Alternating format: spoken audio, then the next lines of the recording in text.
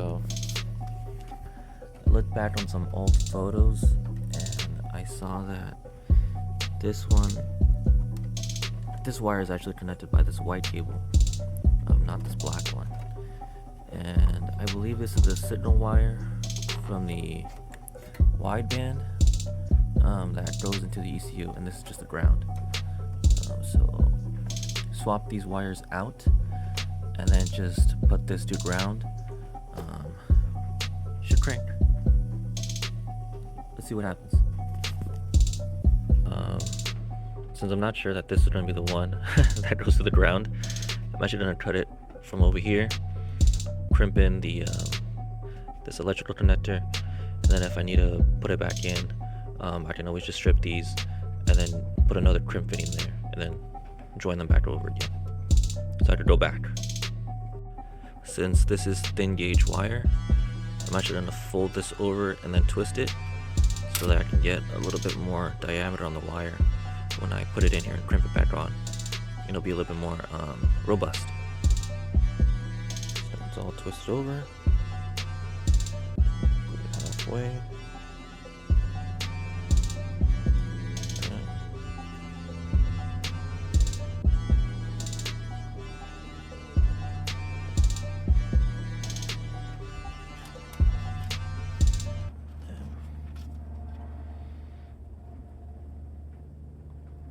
Then maybe one more fold over, and then it's going to get crimped and heat shielding.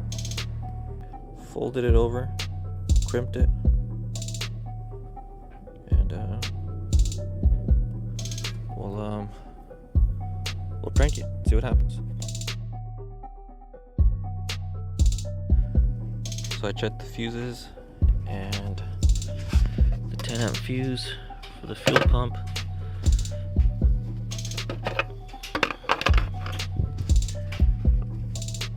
The 10 amp fuse for the fuel pump was blown, so I took this one and I moved it over there, and that still didn't help. So when I was cranking it, took the return line off and no fuel is getting through the return line. So I reran the flex line for the boost gauge so I can check to see if I'm getting any vacuum while I'm cranking over the motor.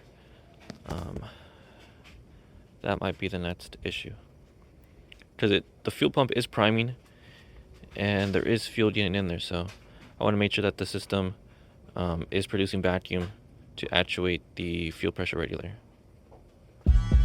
Run that line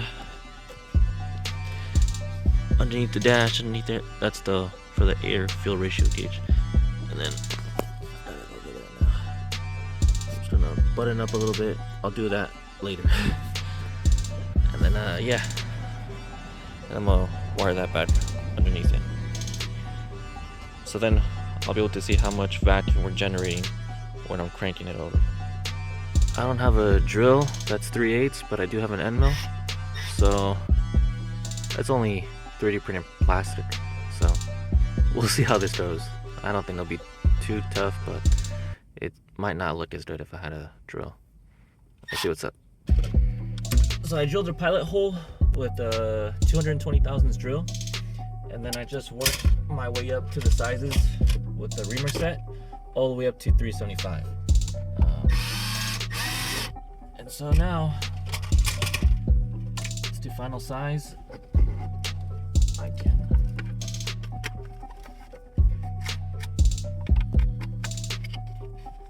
pull this through, put the locking nut, and put the knob on there, and then this whole thing will be done.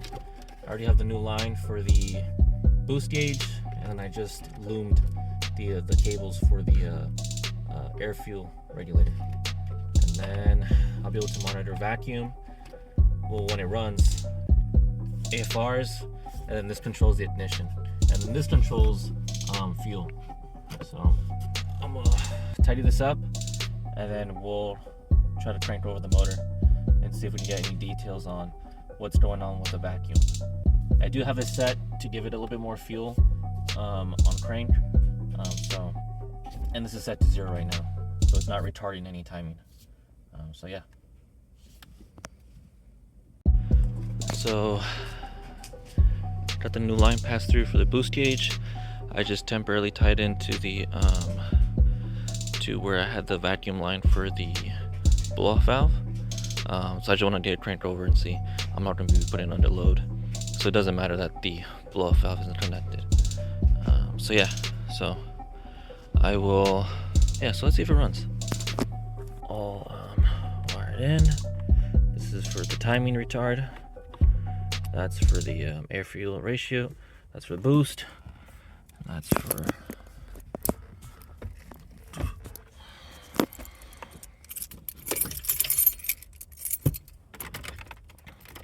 that's what it looks like.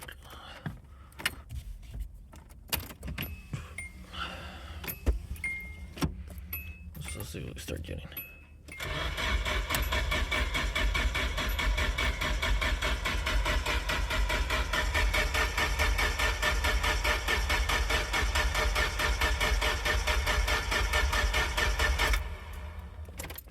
So, no vacuum while I was cranking. So I'm gonna try to crank over the motor by hand to make sure it's not locked up, because I don't know, maybe something got kind of tight when I was washing the engine bay, and maybe some water might have found its way in and kind of caused some oxidation in the cylinder walls. I don't know, so I'm got some sockets. Try to cranking over by hand to make sure the engine spins freely. So everything rotates, so it's not locked up. Should want to see if I get any revs on the SAFC to corroborate what the boost gauge is showing, that the motor's not turning over. So let's see. Yeah, 0 RPM. Oh, but I can see the pulley spinning from here.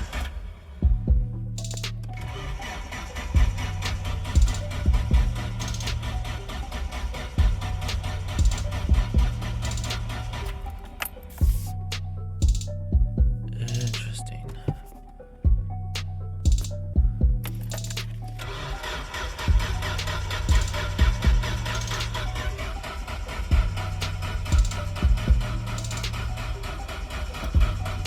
It's also showing up as 0 throttle.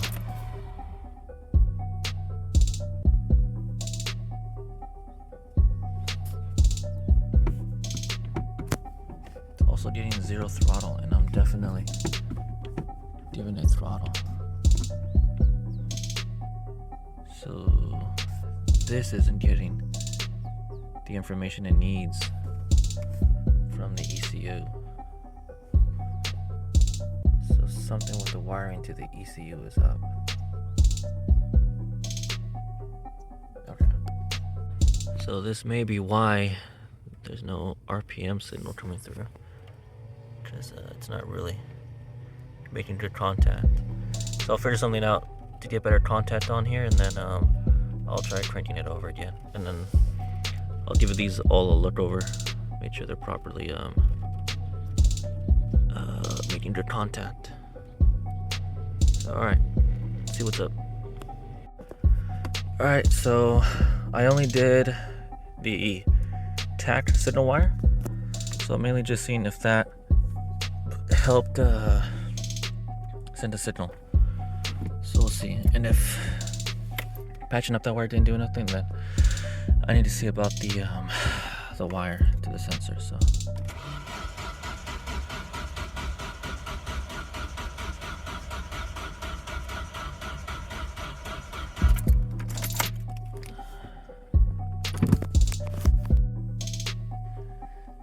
I could not get the 240 to crank over today and stay running. Well, actually, I couldn't get the 240 to run today, so I'll have to revisit that. But you know what always runs?